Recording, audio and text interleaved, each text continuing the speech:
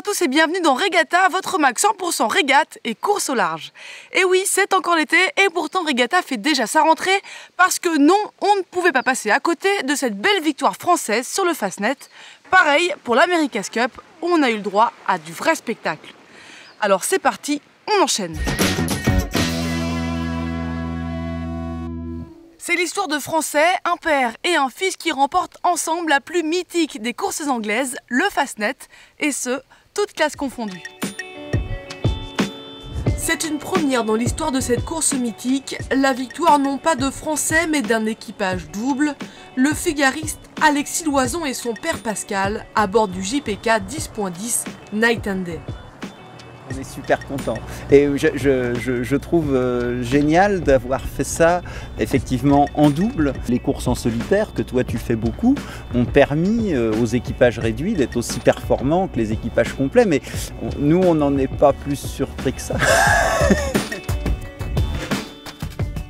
Un beau palmarès pour le constructeur Jean-Pierre Kelbert qui réalise un beau tir groupé puisque 6 de ces JPK 10.10 figure dans les 10 premiers du classement IRC, toutes classes confondues. Une drift de l'ancien Banque Populaire, victorieux du trophée Jules Verne, remporte le Fastnet en temps réel. Le vainqueur de la finale Louis Vuitton aura son billet pour rencontrer Oracle en septembre. Autant dire que le jeu est extrêmement serré entre Luna Rossa et Emirates Team New Zealand, avec de belles prises de risques.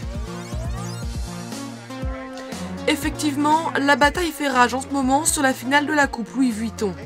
Les Neo-Z mènent 4-1 face aux Italiens, mais jusqu'à hier soir, les points engendrés se gagnaient surtout sur les problèmes techniques de l'autre.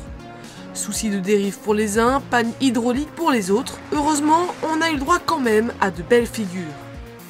Ces pannes techniques ont tout de même du bon, surtout pour les Italiens. Leur victoire sur la seconde course a compté comme un grand événement. Il s'agissait du premier point depuis 13 années de lutte serrée contre le syndicat néo-zélandais. Les Italiens avaient perdu 5-0 en finale de l'America's Cup en 2000, puis en 2007 en finale de la Coupe Louis Vuitton sur le même score. Reste encore 4 courses pour savoir qui rencontrera le Defender Oracle en septembre. Allez, salut et à la semaine prochaine!